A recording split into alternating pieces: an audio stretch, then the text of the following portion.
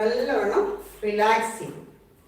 ഇനി രണ്ട് കൈകളും ഒരുമിച്ച് 1 2 3 4 5 6 7 8 9 10. നേരെ ഓപ്പോസിറ്റ് സൈഡ്. റെഡി?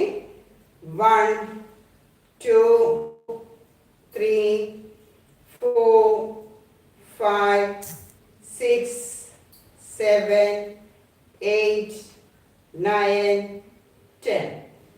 അപ്പോൾ നമ്മുടെ ഷോൾഡറിനും കൈക്കൊക്കെ ചെറിയ ഒരു വിഷമൊക്കെ ഉള്ളവരാണെങ്കിൽ കൈയൊക്കെ ഒന്ന് ലൂസാക്കി കുടഞ്ഞ് ഇങ്ങനെ ചെയ്യുക.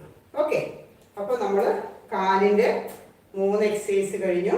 ഇനി നമ്മൾ മുട്ടിൻ്റെ ചെയ്തു.